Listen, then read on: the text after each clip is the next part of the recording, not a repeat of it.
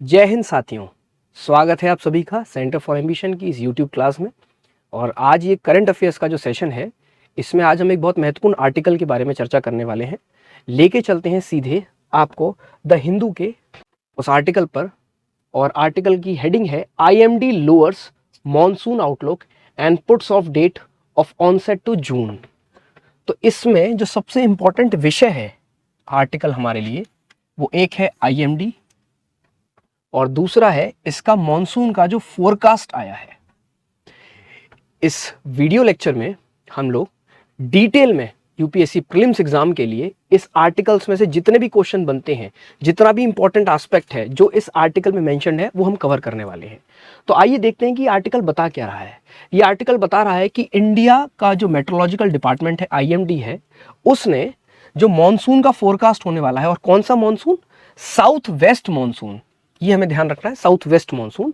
तो south west monsoon जो एक ज्योग्राफी का बेसिक टॉपिक है, हमें पता है, ये जून, जुलाई, अगस्त, सितंबर, ये 4 मंथ्स का जो पीरियड होता है उसकी बात हो रही है।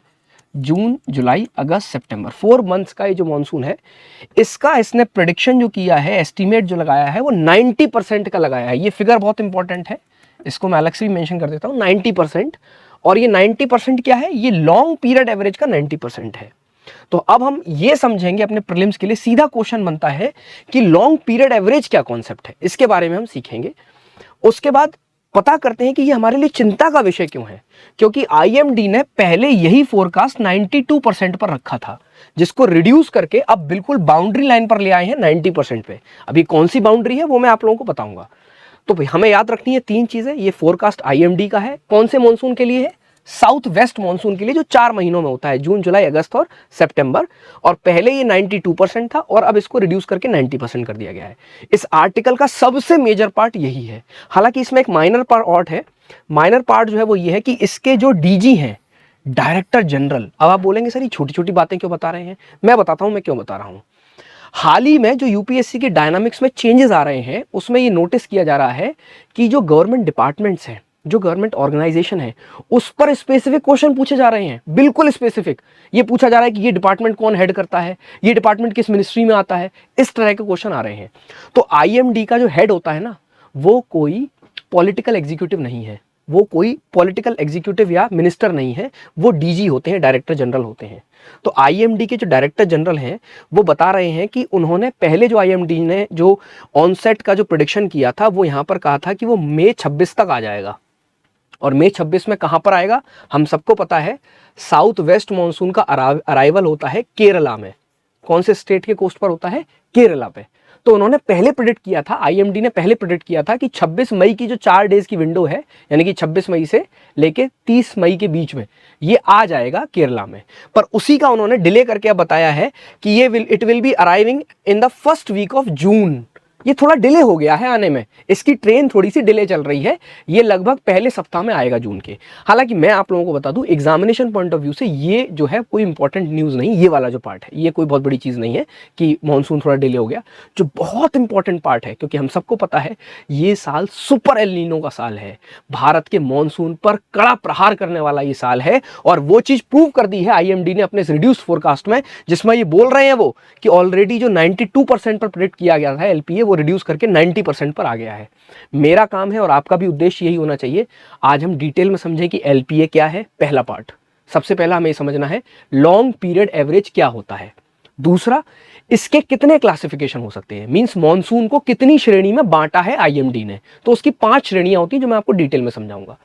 और आगे के सेक्शन में उन्होंने लिखा है कि ये जो पूरा प्रेडिक्शन है, इसके तहत अब जो मॉनसून की कैटेगरी है वो बिलो नॉर्मल में आ चुकी है। बहुत इंपॉर्टेंट, अब मॉनसून बिलो नॉर्मल केस में आ चुका है। और सबसे घातक है ये आखिरी पैराग्राफ, जहां ये लिखा है कि अब प्रिडिक्शन ये है कि ये डेफिशिएंट पर भी जा सकती है, और ऐसे होने की संभावना 60% है। यानी कि सबसे आखिरी जो कैटेगरी है, सबसे घातक, वो है डेफिसिट की, बिल्कुल कमी की, डेफिशिएंट मॉनसून की, और उसके भी होने के 60% चांसेस हैं। वो मैं आपको समझाऊंगा कैसे ये बोल रहे हैं लोग। तो अभी के लिए समझिए कि प्रीलिम्स पॉइंट ऑफ व्यू से IMD के जो हेड होते हैं वो डायरेक्टर जनरल होते हैं। IMD मॉनसून का, साउथ वेस्ट मॉनसून का एक फोरकास्ट करती है, और उस फोरकास्ट के तहत जो बेंचमार्क है, जो एक कहते हैं ना बेस लाइन है, उसको बोला जाता है लॉन्ग पीरियड एवरेज। और ये लॉन्ग पीरियड एवरेज पहले 92% के होने वाली थी इस साल बारिश, और अब वो घटा के 90% पर प्रेडिक्ट की गई है।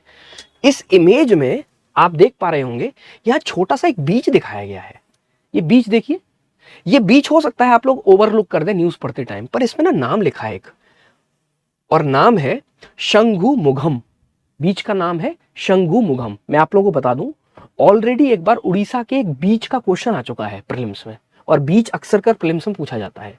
तो यहां पर जो शंगुमुगम बीच है, ध्यान रखिएगा, इमेज में ही लिखा है ये तिरुवनंतपुरम में है। इसका मतलब स्टेट तो हो गया केरला। और द हिंदू जो है ना, वो बड़ा ही एस्टेब्लिश्ड और बहुत ही ज़्यादा एक स्टैंडर्ड अखबार है। तो इसमें जो भी इवन इमेजेस आती हैं, they have got some backing, उसके पीछे कुछ रीजंस होते हैं। यहाँ पर वो कोई भी बीच लगा सकते थे। इस बीच के लगाने का कारण मैं आपको बताता हूँ क्या है। आज ये बीच उन गिने चुने बीचों में से है जिसको सॉइल इरोजन झेलनी पड़ रही है। सीधे प्रीलिम्स में क्वेश्चन बनेगा, उस बीच का नाम बताइए जो आज पब्लिक के लिए बंद किया जा चुका है, क्योंकि वो हेविली अरेबियन सी के सॉइल इरोजन की वजह से डिवास्टेट हो चुका है, और उस बीच का नाम है शंगुमुगम बीच। तो ये मेरा एनालिसिस है इस न्यूज को लेके कि इसमें से क्या क्या कॉन्सेप्ट्स आपके प्रीलिम्स के लिए सीधे एग्जाम में यूज होते हैं।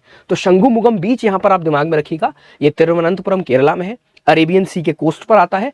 और इसका सबसे बड़ा मेजर ड्रॉबैक ये है कि इसको अरेबियन सी के जो सॉइल इरोजन, जो सी इरोजन है, उसने इसको पूरा खा लिया है। तो अभी पब्लिक के लिए ओपन नहीं है, यहाँ पर रिस्टोरेशन का काम चल रहा है।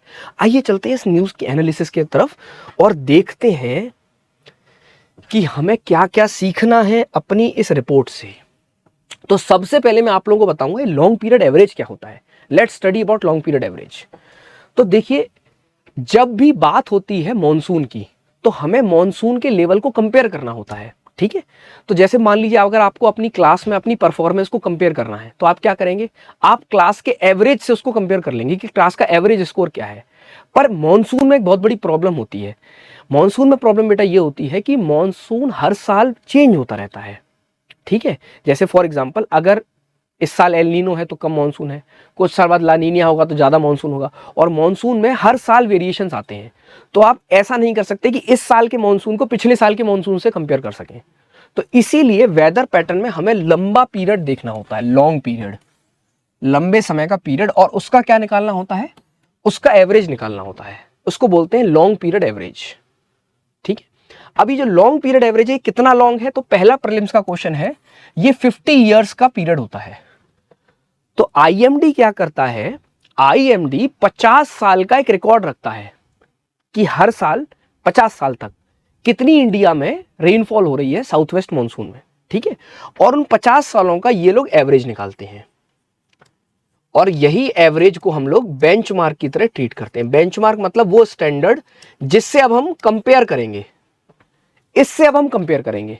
तो अगर हमें आज अपने 2026 के मॉनसून को कंपेयर करना है, तो हम इसको पिछले साल के मॉनसून से कंपेयर नहीं करते हैं, हम इसको लॉन्ग पीरियड एवरेज से कंपेयर करते हैं, जो कि कितने साल का एवरेज है, 50 साल का।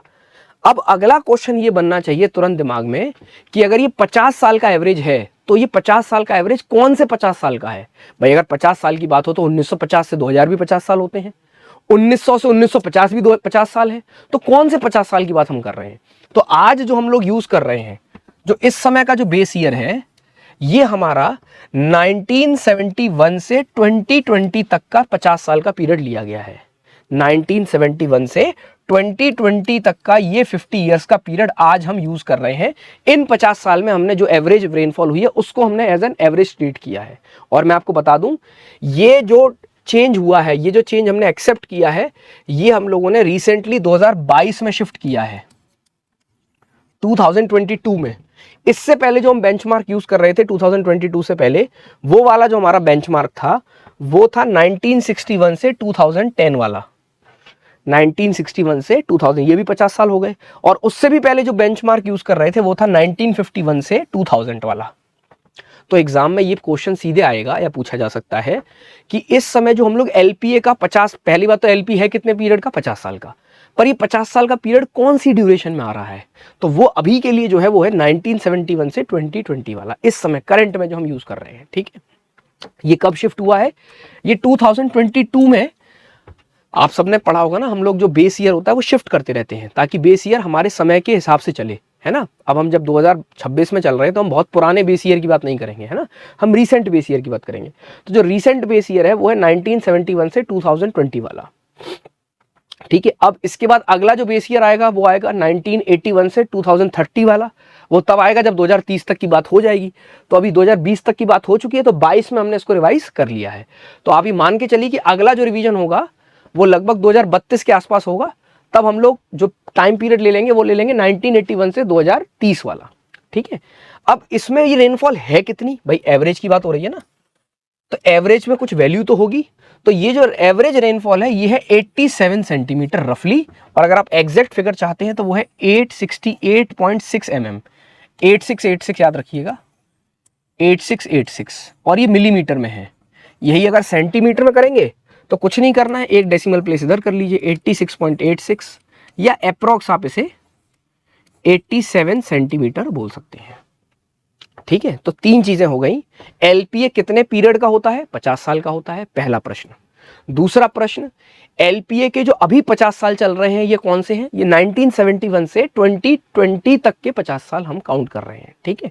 और इसका एवरेज निकल के कितना आ रहा है, इसका एवरेज निकल के आ रहा है लगभग 87 सेंटीमीटर, या अगर एमएम में बात करूं तो 868.6 mm, ठीक है। और आखिरी एक पॉइंट और है जो सबसे इंपॉर्टेंट है इसमें, वो आप मेंस में भी अपने आंसर राइटिंग में यूज़ कर सकते हैं। जब भी मॉनसून डेफिशिएंसी की बात होती है, क्लाइमेट चेंज की बात होती है, चेंजिंग वेदर पैटर्न्स की बात होती है, आप ये प्रूव कर सकते हैं कि ये कैसे हमारे देश का मॉनसून धीमे धीमे थोड़ा सा कम होता जा रहा है, ठीक है, क्लाइमेट चेंज की वजह से। और ये कैसे प्रूव हो रहा है, मैंने आपको अभी और पहले के बेंचमार्क बताए थे, जैसे 61 से 2010, 1951 से 2000। तो मैं आपको बता दूं कि जैसे 1951 से 2000 में यही रेनफॉल 89 सेंटीमीटर थी, एवरेज रेनफॉल कितनी थी, 89 सेंटीमीटर, ठीक है। फिर अगले बेंचमार्क में जो अगले 10 साल का बेंचमार्क आया, अगले 10 साल बाद जो रिवाइज करके 61 से 2010 का आया, उसमें ये 1 सेंटीमीटर घट के 88 सेंटीमीटर हो गई। और अब जो नया रिवाइज वर्जन आया है 2071 से 2020 वाला, इसमें ये घट के और 1 सेंटीमीटर कम हो गई है, 87 सेंटीमीटर। और अगर ये ट्रेजेक्टरी चलती रहती है तो आप प्रेडिक्ट कर सकते हो कि अगला जो रिवीजन आएगा बेस ईयर का 1981 से 2030 का, उसमें एवरेज रेनफॉल हमारी 86 सेंटीमीटर ही रह जाएगी, ठीक है। तो मैं ये वाले पॉइंट आपके लिए साइड में लिख देता हूं कि 1951 से लेके 2001 तक जब हमने इसका एलपीए निकाला था तो हमारे पास जो एवरेज रेनफॉल थी वो 89 सेंटीमीटर थी। फिर जब 1961 से 2010 तक का हमने निकाला तो हमारे पास 88 सेंटीमीटर आ गई। और जब अब हम 1971 से 2020 तक का एलपीए निकालते हैं तो ये 87 सेंटीमीटर आ गई, ठीक है। आज हमारी जो एवरेज रेनफॉल है वो है 87 सेंटीमीटर। तो ये क्लास का वो बच्चा है जिससे हमें अपनी परफॉर्मेंस को कंपेयर करना है, ठीक है। ये एवरेज मार्क्स हैं पिछले 50 साल के। अब हमें अपनी मार्क्स को अपने इस साल के रेनफॉल को इससे ही कंपेयर करना है कि इससे कितना परसेंट कम या कितना परसेंट ज़्यादा। तो उसी कंपैरिजन को आइए देखते हैं। उसी कंपैरिजन या क्लासिफिकेशन को आईएमडी ने 5 कैटेगरी में डाल रखा है। इसी को 5 कैटेगरी में बांट रखा है और कुछ भी रटने जैसा नहीं है, बड़ा सिंपल है। एक तो सही होगा कि भैया मैच कर रहा है, ठीक है। और इसके बाद क्या हो सकता है, 5 स्टार रेटिंग की इस बात होती है, तो एक 3 नंबर वाली तो बिल्कुल सही, फिर एक थोड़ी अच्छी और एक बहुत अच्छी, और इसके पीछे एक खराब और एक बहुत खराब। तो मॉनसून नॉर्मल होगा, थोड़ा ज़्यादा होगा, बहुत ज़्यादा होगा। मॉनसून नॉर्मल है अगर, उससे थोड़ा कम हो सकता है या बहुत कम हो सकता है, ठीक है। अब इसकी फिगर क्या है वो देख लीजिए। अगर एलपीए लॉन्ग पीरियड एवरेज में 96 से 104% वैल्यू निकल रही है, ठीक है, 96 से 104%, तो ऐसे रेनफॉल को या ऐसे मॉनसून को नॉर्मल कहा जाता है, ठीक है। मतलब कहने का मतलब क्या है कि मान लीजिए फॉर एग्जांपल हमारा एलपीए, अभी हमें पता है कि हमारा एलपीए इस समय 87 सेंटीमीटर है, ठीक है। तो अगर इस साल 87 सेंटीमीटर ही बारिश होती है तो 100% हो गई। कितनी हो गई, 100%। तो अगर इतनी ही बारिश होती है तो उसको नॉर्मल बारिश बोला जाएगा, ठीक है। और कब तक नॉर्मल बोला जाएगा, अगर ये 4% कम हो जाए या 4% बढ़ जाए, 4% कम हो जाए या 4% बढ़ जाए, 96 से 104, तो ये नॉर्मल की ही कैटेगरी में आएगा, ठीक है जी। पर अगर इससे नीचे जाते हैं, फॉर एग्जांपल अगर 90 से 95% के बीच में रह जाती है तो इसको बिलो नॉर्मल रेनफॉल बोला जाता है। सीधे प्रीलिम्स में क्वेश्चन आ जाएगा कि बिलो नॉर्मल रेनफॉल कब होगी, जब आपका इस साल का मॉनसून 90 से 95% हो। किसका? एलपीए का। एलपीए का मतलब मैं यहां लिख देता हूं फिर से, 87 सेंटीमीटर। तो मान लीजिए अगर इस साल बारिश, फॉर एग्जांपल अगर हम एक नॉर्मल इसका हिसाब लगाएं, तो मान लीजिए अगर 5% से भी कम नीचे गिर जाती है तो लगभग इसका 10% हो जाएगा 8.7, और इसका 5% हो जाएगा मान लीजिए 4.3। ठीक है, तो मान लीजिए अगर इस साल रेनफॉल 82 सेंटीमीटर ही होती है, ठीक है, यानी कि 5 सेंटीमीटर कम। मान लीजिए अगर इस साल रेनफॉल साउथ वेस्ट मानसून में 82 सेंटीमीटर होती है तो ये 5 सेंटीमीटर कम हो गई, यानी कि ये किस श्रेणी में आएगी? ये 90 से 95% ऑफ एलपीए में आएगी। 95% में आ गई, यानी कि ये कैसी रेनफॉल हो गई? ये बिलो नॉर्मल हो गई। अब हमें अपना न्यूज आर्टिकल याद करना है कि आईएमडी ने मॉनसून शुरू होने से पहले 92% प्रेडिक्ट करी थी कि इस साल 92% होगी, तो बिलो नॉर्मल तो थी ही, पर अब उन्होंने रिड्यूस करके इसको 90% कर दिया है। तो इसका मतलब अब हम बिल्कुल बॉर्डर लाइन पे खड़े हैं, कट ऑफ की बॉर्डर लाइन पे। थोड़ा सा भी इधर उधर होगा हम किस कैटेगरी में चले जाएंगे? डेफिशिएंट वाली में। हम किस कैटेगरी में चले जाएंगे? डेफिशिएंट में।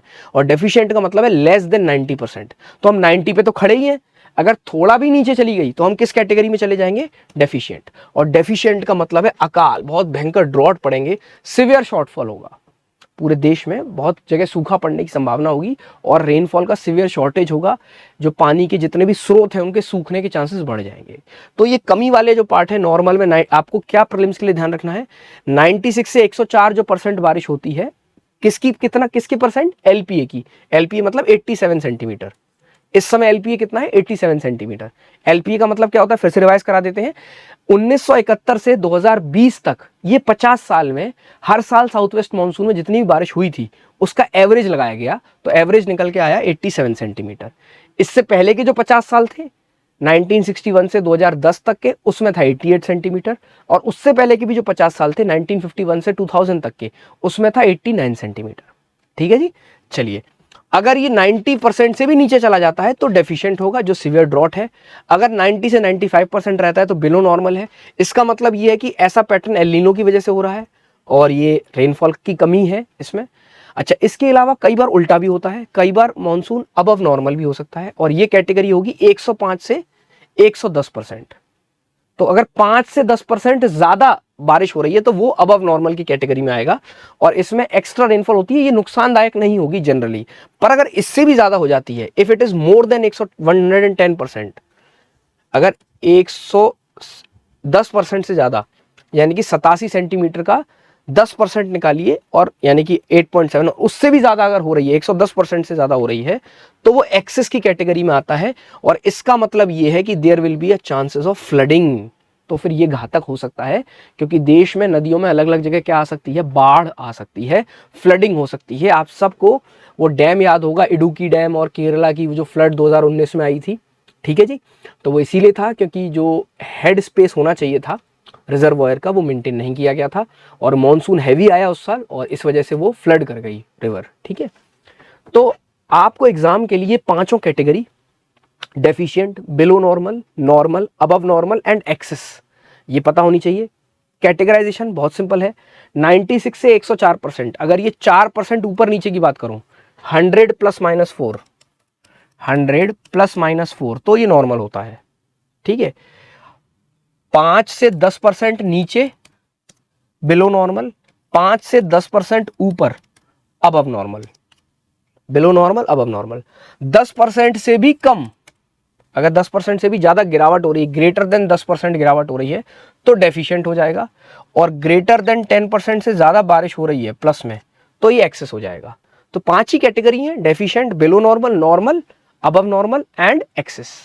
ठीक है, तो अभी हम लोग बिलो नॉर्मल पे थे, पर अब बिल्कुल बॉर्डर लाइन पर हैं डेफिशिएंट के, और 60% प्रोबेबिलिटी इस बात की कि हम डेफिशिएंट में चले जाएंगे जब एक्चुअली में रेनफॉल आएगा तब।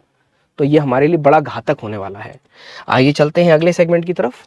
ये हमारे लिए इंपॉर्टेंट क्यों है, ये सिग्निफिकेंट क्यों है, ये हमारे लिए इसकी क्या इंपॉर्टेंस क्या है, वो समझ लेते हैं। देखिए, ये जो साउथ वेस्ट मानसून है, ये हमारे देश में खरीफ क्रॉप के लिए रिस्पॉन्सिबल होता है।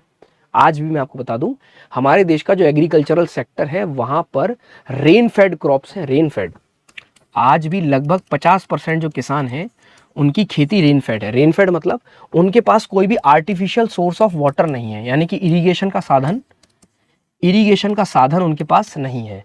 जब आप इरिगेशन नहीं होता, जब आपके पास कोई आर्टिफिशियल एप्लीकेशन नहीं है वाटर का, तो आप पूरी तरह से रेन पर डिपेंडेंट हैं। और खरीफ जो क्रॉप है, ये जो अभी इस मौसम में होने वाली है, मई जून जुलाई अगस्त में, ये जो क्रॉप है ये पूरी तरह से साउथ वेस्ट मानसून पर डिपेंडेंट होती है। तो अगर साउथ वेस्ट मानसून फेल हो रहा है या बिलो नॉर्मल है या डेफिशिएंट हो रहा है, तो इससे बहुत बड़े लेवल पर एग्रीकल्चरल आउटपुट में गिरावट आएगी। अगर ऐसा होता है तो ऑलरेडी हमें पता है कि इस समय वैश्विक स्तर पर जियोपॉलिटिकल लेवल पर युद्ध चल रहा है। वेस्ट एशिया में, मिडिल ईस्ट में ऑलरेडी क्राइसिस है क्रूड ऑयल की, एलपीजी वगैरह की। तो इससे फूड इन्फ्लेशन और बढ़ेगा, क्योंकि फर्टिलाइजर की कमी बताई जा रही है, अब ऑलरेडी है ही है। ऊपर से पानी की कमी की वजह से क्रॉप्स और कम हो जाएंगी, तो इससे फूड इन्फ्लेशन इंक्रीज होगा। और अगला जो इसका यूज है वो है वाटर रिसोर्स मैनेजमेंट में। देखिए, अगर मॉनसून ज्यादा होने वाला होता है तो डैम को बहुत खाली रखना पड़ेगा। क्यों? क्योंकि अगर डैम्स को भरा रखा गया और बारिश भी ज्यादा हो गई तो नीचे बाढ़ आ जाएगी, जो केरला में हुआ था 2019 में। ठीक है। और अगर मॉनसून कम रहने वाला है इस साल, जैसा कि इस समय प्रेडिक्ट किया जा रहा है कि इस साल बिलो नॉर्मल रहेगा, और बिलो नॉर्मल में भी संकट ये है, अभी अभी हमने देखा उस न्यूज आर्टिकल में कि पहले तब भी 92% था, अब उसे घटा के 90% कर दिया गया है। और अगर ये थोड़ा सा भी पॉइंट में भी नीचे गया तो ये फिर डेफिशिएंट की कैटेगरी में आ जाएगा, ये डेफिशिएंट की कैटेगरी में आ जाएगा। और डेफिशिएंट का मतलब ये है कि हमें अपने रिजर्वॉयर को भरा रखना है, क्योंकि बारिश ज़्यादा नहीं होने वाली है। इसका मतलब ये है कि हमारे जो रिजर्वॉयर्स और डैम्स हैं उनकी कंडीशन एक्चुअली आईएमडी के फोरकास्ट पर डिपेंड करती है। किस पर डिपेंड करती है? आईएमडी के फोरकास्ट पे। तो आईएमडी का जो फोरकास्ट है वो डैम और रिजर्वॉयर के मैनेजमेंट में बहुत इंपॉर्टेंट है। तो तीन चीज़ें, कितनी फूड क्रॉप होने वाली है इस साल, वो इस फोरकास्ट पर निर्भर करता है। दूसरा, फूड इन्फ्लेशन की क्या स्थिति रहने वाली है, क्योंकि अगर ज़्यादा पैदावार होती है तो कम रहेगा, अगर कम प्रोडक्शन होता है तो महंगाई ज़्यादा होगी। तो उसके प्रोडिक्शन के लिए इंपॉर्टेंट है, गवर्नमेंट पॉलिसीज फॉर्मुलेशन के लिए इंपॉर्टेंट है। और जो CWC है ना, सेंट्रल वाटर कमीशन, वो एडवाइजरी देगी इन डैम्स को कि आपको कितना पानी रखना है। ठीक है। वो भी एडवाइजरी जो है इसी के आधार पर तय होगी कि आईएमडी ने फोरकास्ट कितना दे रखा है। ठीक है जी। तो क्योंकि कम रहने वाली है तो भरे चलेंगे बांध। ठीक है, उसमें ज़्यादा कम नहीं किया जाएगा हेड स्पेस। चलिए जी, अब बात करते हैं कुछ और विषयों की, जैसे आईएमडी। तो इंडिया मीटरोलॉजिकल डिपार्टमेंट के ऊपर प्रीलिम्स में क्या क्या क्वेश्चन आएगा वो ध्यान से समझिएगा, क्योंकि अब हर साल ऑर्गेनाइजेशन पर क्वेश्चन आ रहे हैं, हर साल। तो सबसे पहला पॉइंट ये कि इसकी नोडल जो मिनिस्ट्री है वो भैया मिनिस्ट्री ऑफ अर्थ साइंस है। गलती से भी कंफ्यूजन में आपको, ये ट्रैप पॉइंट है, ये बहुत ही ज़्यादा एक ऐसा ट्रिकी पॉइंट है जहाँ पर आप गलती कर सकते हैं, क्योंकि मॉनसून हो गया या वेदर से रिलेटेड चीज़ें हो गई, ये अक्सर कर हम एनवायरनमेंट का पार्ट मान लेते हैं। ठीक है। तो इसे बहुत से बच्चे गलती से मिनिस्ट्री ऑफ एनवायरनमेंट में डाल सकते हैं या साइंस एंड टेक्नोलॉजी में डाल सकते हैं, जैसे DBT, department of biotechnology, department of science and technology, जो पीएमओ के अंडर में आता है। तो ना तो ये साइंस एंड टेक्नोलॉजी में आता है, ना ही ये आपका एनवायरनमेंट, फॉरेस्ट या क्लाइमेट चेंज में आता है, ये मिनिस्ट्री ऑफ अर्थ साइंस में आता है। ये बहुत इंपॉर्टेंट पार्ट है, ministry of earth science, IMD जो है यहां पर एग्जिस्ट करता है, इसकी नोडल मिनिस्ट्री ये है। ठीक है। आज इसके हेडक्वार्टर कहाँ है? सिंपल है, ये आपको बहुत बड़ा विषय नहीं लगेगा। आज इसके हेडक्वार्टर न्यू दिल्ली है, पर क्वेश्चन ये नहीं आएगा, मैं आपको बताता हूँ। यूपी पीसीएस में ऑलरेडी इस पर एक क्वेश्चन आ चुका है, और कमाल की बात मैं आपको बताता हूँ, नोट कर लेना आप लोग, आगे भी नोट्स में हम लोग दिखाएंगे। इसका हेडक्वार्टर आज दिल्ली जरूर है, पर ये हेडक्वार्टर 1944 में बना। पर ये हेडक्वार्टर कब बना है? 1944 में। इससे पहले इसके हेडक्वार्टर 3 और रह चुके हैं। कितने हेडक्वार्टर रह चुके? 3। तो न्यू दिल्ली चौथा हेडक्वार्टर था। तो यही क्वेश्चन आया था पीसीएस में कि आईएमडी के कौन कौन से हेडक्वार्टर रहे हैं और कब कब उनमें चेंजेस आए, उनको क्रोनोलॉजिकल ऑर्डर में अरेंज करिए। ये as it is question PCS में आया हुआ है। ठीक है। तो यूपीएससी में आज भले ही आ सकता है कि न्यू दिल्ली है, पर आपको पता होना चाहिए कि कौन कौन से रहे हैं और कैसे कैसे उनमें चेंजेस आए हैं। अच्छा, ये क्वेश्चन बहुत इंपॉर्टेंट है कि इसको हेड कौन करता है। तो इसके जो हेड हैं वो डायरेक्टर जनरल ऑफ मीटरोलॉजी हैं, जिनको डीजीएम बोला जाता है, डायरेक्टर जनरल ऑफ मेट्रोलॉजी। कोई मिनिस्टर इसको हेड नहीं करता है, कोई पॉलिटिकल एग्जीक्यूटिव, टेम्पररी एग्जीक्यूटिव नहीं है, परमानेंट एग्जीक्यूटिव हेड है इसके, जिनका नाम है director general of metrology, DGM. ठीक है, और उन्हीं का हमने स्टेटमेंट देखा भी था रिपोर्ट में। चलिए इसका हिस्टोरिकल एवोल्यूशन समझ लेते हैं, आईएमडी का कैसे हुआ है। तो आईएमडी के फॉर्मेशन के पीछे जो सबसे बड़े इवेंट रहे हैं वो ये दो इवेंट रहे हैं, नोट कर लीजिएगा। एक तो कैलकाटा साइक्लोन जो 1864 में आया था, और दो सिवियर मॉनसून फेलियर्स हुए थे जिनकी वजह से दो बहुत बड़ी फैमिन आई थी, एक 1866 में 2 साल बाद ही, और एक 1871 में लगभग 7 साल बाद। ठीक है, ये क्यों इंपॉर्टेंट है, हम क्यों पढ़ें इसे, आप पूछ सकते हैं कि सर ये क्यों बता रहे हैं, इसका क्या सेंस है। तो अब इसके पीछे बता देता हूँ। आज हिस्ट्री के जो क्वेश्चंस आ रहे हैं एग्जाम में वो बहुत प्रैक्टिकल बेस्ड आ रहे हैं। खाली हिस्ट्री उस तरह से नहीं पूछी जाती है कि ये कौन सा सेटलमेंट था वो बता दीजिए, ये कब हुआ ये बता दीजिए, ऐसा नहीं आ रहा। ब्रिटिश ईस्ट इंडिया कंपनी ने कौन कौन से स्टेप्स उठाए, उनके क्या क्या इंप्लीकेशंस हुए, इसको लेके बहुत सारे क्वेश्चंस आ रहे हैं, प्रैक्टिकल क्वेश्चंस आ रहे हैं। तो ये एप्लीकेशन बेस्ड क्वेश्चन आ जाएगा कि आप देख पा रहे हो ये आज़ादी से पहले की बात हो रही है। ठीक है, और यहाँ लिखा भी हुआ है, ये क्वेश्चन एज इट इज आया है एग्जाम में कि आईएमडी की फॉर्मेशन कब हुई है। इंडिया मेट्रोलॉजिकल डिपार्टमेंट की 1875 में फॉर्मेशन हुई है। अगर हम इसको क्विकली थोड़ा रेफर करना चाहें तो ये 1857 की क्रांति के बाद का पीरियड है, और 1875 वो समय है जब भारत में नेशनलिस्ट मूवमेंट शुरू हो चुका था। 1885 में आईएनसी की फॉर्मेशन होने वाली है। ठीक है, तो पूना सार्वजनिक सभा और वो सब वाली बातें इस समय चल रही हैं। ठीक है, तो ये दिमाग में रखिएगा। 19th सेंचुरी की बात है, वो भी बिल्कुल लास्ट की 1875 में जब इसका एस्टेब्लिशमेंट हुआ है। पर इसके एस्टेब्लिशमेंट के पीछे दो कारण हैं। तो कहानी क्या थी वो समझ लीजिए। जब ब्रिटिशर्स इंडिया में आते हैं, साल था as a political power formation का साल था 1764। बैटल ऑफ बक्सर के बाद जो डुअल गवर्नमेंट आई, वहां से इनको एक पॉलिटिकल पावर मिल गई, हम पर रूल करने लगे। भले बंगाल वाले क्षेत्र में ही, पर रूल कब से शुरू होता है, 1764 से। इससे पहले तो भैया ईस्ट इंडिया कंपनी एक ट्रेडिंग कंपनी थी। ठीक है, तो वो कॉमर्शियल एंटिटी थी। पॉलिटिकल पावर कब बनी है, वो 1764 में। तो 1764 में आने के साथ ही सबसे पहले इन्होंने 1785 में कलकत्ता में एक ऑब्जर्वेटरी बनाई थी। देख पा रहे होंगे आप 1785 में। तो अगर मैं आप लोगों को थोड़ा सा एक कॉन्टेक्स्ट दूं, ये किस पीरियड की बात हो रही होगी, तो ऐसे याद रखिएगा। 1765 में ट्रीटी ऑफ इलाहाबाद के बाद डुअल गवर्नमेंट शुरू हुआ, और हम सबको पता है कि उसके बाद रेगुलेशन एक्ट आया था। ठीक है, तो ये जो पीरियड है ये 1785 का है। 1785 में पहली बार कलकत्ता में ऑब्जर्वेटरी बनती है। ठीक है जी, 1773 से रेगुलेशन एक्ट आता, उसके बाद की बात है। 1785 में कलकत्ता में ऑब्जर्वेटरी बनती है, और हमें पता है उस समय 3 प्रेसिडेंसी थी, कलकत्ता में, मद्रास में और बॉम्बे में। तो ये 3 जगह 3 अलग अलग ऑब्जर्वेटरी खोलते हैं। वेदर के लिए कलकत्ता में 1785 में, मद्रास में 1796 में, और बॉम्बे में 1826 में। ये तीनों ही क्वेश्चन बहुत इंपॉर्टेंट है। कलकत्ता में 1785 में, मद्रास में 1796 में 11 साल बाद, और 1826 में बॉम्बे में। तो ये 3 डिसेंट्रलाइज्ड ऑब्जर्वेटरी खोली जाती हैं। कहां पर, एक कलकत्ता में, फिर मद्रास में, फिर बॉम्बे में। ये कौन करता है, ये ब्रिटिश ईस्ट इंडिया कंपनी कर रही है। ठीक है, ये हिस्टोरिकल पॉइंट ऑफ व्यू में आपको बता रहा हूं। और इन तीनों में काम चल रहा था, कोई दिक्कत नहीं थी। देख पा रहे हैं आप, सब कुछ सही चल रहा है। पर 1864 में कलकत्ता में एक सुपर साइक्लोन आता है, बहुत भयंकर। ठीक है, और उसके बाद 2 साल बाद 1866 में मॉनसून का फेलियर होता है और फैमिन आती है। 1871 में भी यही हो जाता है। इन तीनों इवेंट के बाद ईस्ट इंडिया कंपनी को ये समझ में आता है कि ये जो डिसेंट्रलाइज्ड टूटा हुआ तरीका है ना हमारे पास वेदर फोरकास्टिंग का, कि एक स्टेशन कलकत्ता में काम कर रहा है, एक स्टेशन मद्रास में काम कर रहा है, एक बॉम्बे में काम कर रहा है, कोई कोऑर्डिनेशन नहीं है, कोई आपस में वेदर को लेके इंफॉर्मेशन एक्सचेंज नहीं हो रहा है, ये अब काम नहीं करेगा। अगर हमें यहाँ पर अच्छे से काम करना है, we need a centralise system. और इसीलिए 1875 में आईएमडी का, इंडिया मेट्रोलॉजिकल डिपार्टमेंट का एस्टेब्लिशमेंट किया जाता है। ठीक है, तो आईएमडी को 15 जनवरी, डेट नोट कर लीजिएगा, 15 जनवरी 1875 को एस्टेब्लिश किया गया था। ठीक है, और ये जो डिपार्टमेंट है इसके 2 इंपॉर्टेंट हेड रहे हैं। इसके जो पहले रिपोर्टर रहे हैं, फर्स्ट मेट्रोलॉजिकल जो रिपोर्टर रहे हैं उनका नाम है हेनरी फ्रांसिस ब्लैनफोर्ड, प्रीलिम्स के लिए।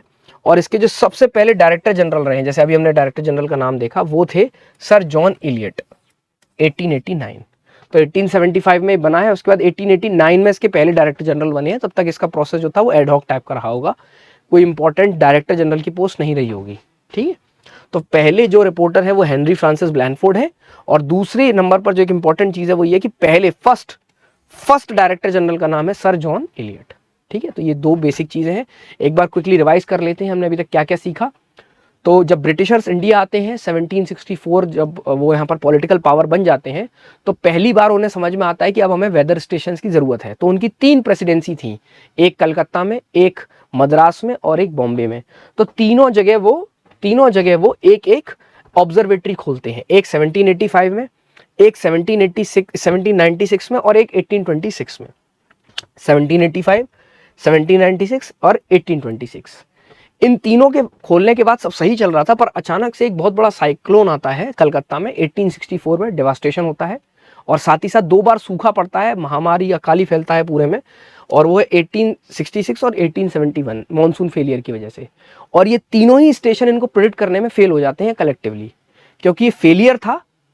तो ब्रिटिश ईस्ट इंडिया कंपनी को ये लगता है कि नाउ हमें एक बहुत ही इंप्रूव सिस्टम की ज़रूरत है, और उसी इंप्रूव सिस्टम का नाम था IMD, इंडिया मेट्रोलॉजिकल डिपार्टमेंट।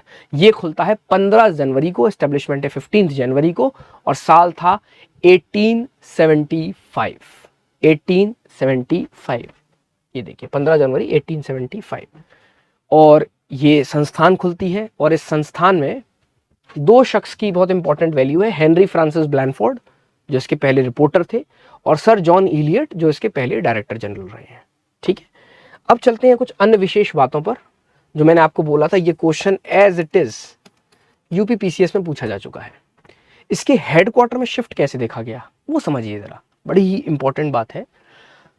तो आज हम देख पा रहे हैं कि जैसा कि कलकत्ता में ये बना है 1875 में, इसका सबसे पहला हेडक्वार्टर क्या था, कैलकाटा था, ठीक है। हमें सबको पता है कि कलकत्ता में 1785 में तो एक मेट्रोलॉजिकल सेंटर बनाया था, पर डिपार्टमेंट कब बना है, 1875 में बना है, वहीं पर इसका हेडक्वार्टर था। बाद में एडमिनिस्ट्रेटिव रीजन की वजह से 1905 में जब कलकत्ता का विभाजन हुआ था, याद रखिएगा, पार्टीशन ऑफ बंगाल, तब इसको शिमला ले जाया गया। कलकत्ता का विभाजन कर रहे हो ना आप, तो अब कहाँ ले गए इसको, शिमला ले गए, ठीक है। उसके बाद 1928 में इसको आप पुणे लेके आ जाते हैं। पुणे आज भी इंपॉर्टेंट है, IITM, Indian institute of tropical metrology, आज भी पुणे में ही है। तो आज भी हमारे जो इंपॉर्टेंट वेदर फोरकास्टिंग के सिस्टम्स हैं और जो साइंटिफिक हमारी जो इंस्ट्रूमेंट्स हैं वो सब पुणे में ही हैं। और बाद में हमने इसको कैपिटल का दिमाग ध्यान रखते हुए इसको न्यू दिल्ली में शिफ्ट कर दिया। तो आज भले ही एडमिनिस्ट्रेटिव हेडक्वार्टर्स का न्यू दिल्ली है, पर आज भी इसके जो मेजर साइंटिफिक जो वर्क होते हैं वो पुणे से कोऑर्डिनेट होते हैं। तो Indian institute of tropical metrology आज भी पुणे में ही है, ठीक है। अच्छा, शिमला में 1905 में और कलकत्ता में यही क्वेश्चन आया था कि IMD के हेडक्वार्टर को क्रोनोलॉजिकली अरेंज करिए, क्रम में, है ना जी। तो कैसे करना था, सबसे पहले कलकत्ता 1875, फिर शिमला 1905, फिर पुणे 1928। 1928 मोतीलाल नेहरू रिपोर्ट, याद रखिएगा, है ना। हमने ड्राफ्ट कॉन्स्टिट्यूशन प्रिपेयर किया था, वो मोतीलाल नेहरू रिपोर्ट 1928 की है, ठीक है। उसी साल पुणे में हमारा ये हेडक्वार्टर आया, और न्यू दिल्ली 1944, यहाँ पर हमने न्यू दिल्ली में इसको शिफ्ट कर दिया। तो आज न्यू दिल्ली में ही है, ठीक है जी। बहुत इंपॉर्टेंट प्रीलिम्स का एक इंपॉर्टेंट क्वेश्चन ये हेडक्वार्टर शिफ्ट का आ सकता है, क्योंकि सब केवल ये पता करके जाएंगे कि आज कहाँ है, आज तो न्यू दिल्ली में है, पर स्टार्टिंग में कहाँ था ये भी चलो कुछ को पता होगा, कलकत्ता में, क्योंकि सबसे पहला जो सेंटर था वो कलकत्ता में बना था 1785 में, और जब ये खुद भी बना 1875 में 15 जनवरी को, तो कलकत्ता से ही बना। तो सब मान के चलेंगे कि कलकत्ता हेडक्वार्टर रहा होगा, पर उसके बाद शिमला हुआ है, फिर पूना भी हुआ है, फिर नई दिल्ली बना है, ठीक है। चलिए, आज इसका ऑर्गेनाइजेशनल स्ट्रक्चर क्या है वो जरा देख लेते हैं, और इसके कितने रीजनल सेंटर हैं। तो आज इंडिया में कोई बहुत बड़ा विषय नहीं है, बहुत छोटी सी बात है ये। आज इसके टोटल मिला के 6 रीजनल सेंटर हैं, जिनको हर एक को एक डिप्टी डायरेक्टर जनरल जो है वो हेड करता है। तो ओवरऑल तो एक डायरेक्टर जनरल साहब हैं जो उसको हेड करेंगे, और हर रीजनल सेंटर का एक डिप्टी डायरेक्टर जनरल होते हैं जो उसको हेड करेंगे। तो नॉर्थ जोन का तो न्यू दिल्ली है, मुंबई, चेन्नई, कोलकाता, ये तो 4 हमारे मेजर शहर हैं, चारों पॉइंट पर हमें पता ही है। वेस्ट जोन में मुंबई, साउथ जोन में चेन्नई, ईस्ट जोन में कोलकाता। पर अब इसके अलावा 2 जोन और बचते हैं, एक हमारा है गुवाहाटी नॉर्थ ईस्ट में, असम में, और एक है नागपुर महाराष्ट्र में, ये सेंट्रल जोन है, ठीक है। तो ये 2 वर्ड आप ये 2 भूल सकते हैं, इन 2 पर निगरानी रखिएगा। ये तो आपको याद रहेंगे कि न्यू दिल्ली है, मुंबई है, चेन्नई है, कोलकाता है, ये चारों में भी वैसे भी मेजर हमारे गोल्डन क्वाड्रिलेटरल के पार्ट है, ठीक है, पर ये जो है ना गुवाहाटी और नागपुर, ये मिस आउट हो सकता है। तो इसके 6 रीजनल सेंटर हैं, जिनमें से 2 ये नॉर्थ ईस्ट में गुवाहाटी है और सेंट्रल में नागपुर है। ठीक है जी, चलिए फटाफट से चलते हैं अगली स्लाइड की तरफ। ओके, हमारा जो सबसे इंपॉर्टेंट कॉन्टेक्स्ट है, लास्ट जो पॉइंट है, ये मैं स्पेशली क्यों लाया हूं, क्योंकि मैंने नोटिस किया है पिछले काफी टाइम से साइक्लोन के क्वेश्चन मेंस में आते हैं, यूपीएससी मेंस में साइक्लोन के क्वेश्चंस आते हैं। तो जो वर्ल्ड में मौसम विज्ञान की संस्थान है, उस जो इंपॉर्टेंट रिस्पॉन्सिबल इंस्टीट्यूशन है, उसका नाम है world meteorological organisation, world meteorological organisation. अब इसके अंतर्गत क्योंकि ये तो एक संस्थान है, इसके अंतर्गत टोटल 6 ऐसे संस्थान हैं जो मिलके साइक्लोन को मॉनिटर करते हैं, उनको नाम देते हैं। नाम कई बार आ चुका है कि नेमिंग किस तरह से होती है, नाम देते हैं, मॉनिटर करते हैं और उनकी वार्निंग या एडवाइजरी इशू करते हैं। हर जो 6 मिला के हैं, ये 6 के 6 अपने अपने क्षेत्रों की देते हैं। जैसे यूएस वाला अलग देगा अपना, ठीक है, पैसिफिक ओशियन का, ठीक है। एक ऑस्ट्रेलिया वाला जो है वो हो सकता है नीचे जो सेंट्रल पैसिफिक है वहाँ का देगा, ठीक है। जापान जो है वो इधर का देगा, आपका वेस्ट पैसिफिक का देगा, ठीक है। तो हर जो एक रीजनल सेंटर है वो अपने क्षेत्र की एडवाइजरी जारी करेगा ट्रॉपिकल साइक्लोन्स की, ठीक है। तो ऐसे टोटल मिला के 6 रीजनल स्पेशलाइज्ड मीटरोलॉजिकल सेंटर हैं, जिनको RSMC बोलते हैं। किसके अंतर्गत? WMO के अंतर्गत। और उनमें से IMD एक है, India meteorological department is one of the 6 principal, जो सबसे 6 मेन संस्थान है जो किसके साथ काम करते हैं? WMO के साथ। उनमें से एक संस्थान अपना IMD है, और इसी IMD का रोल है कि वो एंटायर जो नॉर्थ इंडियन ओशियन रीजन है ना, जिसमें बे ऑफ बंगाल और अरेबियन सी दोनों आते हैं, इनमें आने वाले सभी ट्रॉपिकल साइक्लोन्स की एडवाइजरी, साथ ही साथ उनको ट्रैक करना, उनकी वार्निंग इशू करना और उनकी नेमिंग करना, ये भी किसका काम है? IMD का काम है। तो मैं आशा करता हूं ये टॉपिक, जो एक छोटा सा न्यूज़ आर्टिकल था, इसने आप लोगों को बहुत सारे प्रीलिम्स पॉइंटर जो हैं गैदर करके दिए होंगे। और ये सभी प्रीलिम्स पॉइंटर एग्जाम के लिए इतने इंपॉर्टेंट है, मैं इसको क्विकली समराइज कर देता हूं। वार्निंग बस इतनी थी कि 92% से 90% पे हमारा मानसून आने वाला है। पर LPA क्या है? 50 साल का वो ड्यूरेशन। कौन से 50 साल? 1971 से 2020 तक। इसमें क्या एवरेज है? ये लॉन्ग पीरियड एवरेज है कितना? ये 87 सेंटीमीटर। इसका ट्रेंड क्या है? ये ट्रेंड हर साल 1 सेंटीमीटर घटता चला आ रहा है। जैसे इससे पहले का जो बेंचमार्क था 61 से 2010 का, उसमें 88 था। उससे पहले वाले जो 50 साल था 1951 से 2000 का, उसमें 89 सेंटीमीटर था। तो ये लगातार हमारा मानसून गिरता चला जा रहा है। और इसमें भी 5 कैटेगरी IMD बना चुका है। 96 से 104% ये नॉर्मल माना जाएगा, 105 से 110 ये अबव नॉर्मल माना जाएगा, 110 से भी ऊपर एक्सेस माना जाएगा, जिसमें फ्लडिंग हो सकती है। हालांकि अभी तो हमारी ये बात ही नहीं हो सकती, क्योंकि हम एल नीनो वाले साल में है और सुपर एल नीनो वाले साल में है, ठीक है। तो या तो कम होगा, तो कम कितना? 95 से 90% के बीच में, 90% से 95% के बीच में अगर है तो ये बिलो नॉर्मल बोला जाएगा। क्योंकि 92% था तो हम किस में थे? बिलो नॉर्मल में थे। अभी कहां पर खड़े गए? 90% पे। तो अभी भी कहां है? बिलो नॉर्मल पे। पर अब प्रॉब्लम पता है क्या है? अब हम बिल्कुल देहरी पे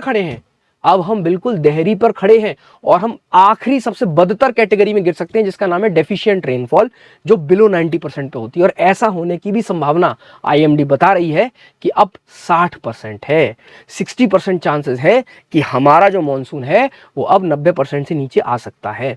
तो सिवियर शॉर्टेज होगी पानी की, ड्रॉट होगा। और इसकी वजह से, इस IMD फोरकास्ट की वजह से हम पता लगा सकते हैं कि खरीफ क्रॉप को कितना नुकसान होने वाला है, फूड इन्फ्लेशन कितना बढ़ने वाला है, और हमारे जो डैम्स और रिजर्वॉयर्स हैं उनको हमें कितना पानी उनमें मेंटेन करके चलना पड़ेगा, नहीं तो पानी की भारी कमी हमें देखने को मिलेगी। साथ ही साथ IMD संस्थान कैसे बना, स्टार्टिंग उसकी कैसे रीजनल सेंटर से होती है। हर जगह कलकत्ता में, बॉम्बे में, मद्रास में 3 रीजनल सेंटर बनते हैं। 1785, फिर 1796, फिर 1826, फिर फाइनली एक साइक्लोन आता है और 2 बार रेनफॉल फेल हो जाती है, 1866 और 1871 में। तो फाइनली 1875 15 जनवरी को IMD कलकत्ता में बनता है। 1905 में इसको शिमला में शिफ्ट किया जाता है। उसके बाद 1928 में इसको पुणे में शिफ्ट किया जाता है, और फाइनली 1944 में इसको न्यू दिल्ली में शिफ्ट किया जाता है। आज ये संस्थान न्यू दिल्ली में मिनिस्ट्री ऑफ अर्थ साइंस में है। इसको डायरेक्टर जनरल हेड करते हैं, और इनके अंतर्गत 6 रीजनल सेंटर्स में डिप्टी डायरेक्टर जनरल आते हैं, ठीक है। और ये जो 6 सेंटर्स हैं वो न्यू दिल्ली है, एक बॉम्बे मुंबई है, एक चेन्नई है, और एक जो है अपना गुवाहाटी है नॉर्थ ईस्ट में, सेंट्रल में एक नागपुर है, और ईस्ट में कलकत्ता है, ठीक है जी। और आज IMD जो है वो WMO के साथ मिलके जो Indian ocean, northern Indian ocean है, इसमें पूरे में चाहे वो बे ऑफ बंगाल हो, चाहे वो अरेबियन सी हो, यहाँ पर ट्रॉपिकल मानसून की नेमिंग, फोरकास्टिंग, एडवाइजरी, वार्निंग, सब चीज पर नजर रखता है। सो जुड़े रहिए ऐसे ही करंट अफेयर के डाइसेक्शन के लिए, एनाटॉमी के लिए, और एक एक करके सारी न्यूज़ को, सारे डिटेल्ड जो हमारे न्यूज़ आर्टिकल्स हैं, इनको हम लोग प्रीलिम्स के लिए एकदम मास्टर करेंगे। जय हिंद, जय भारत।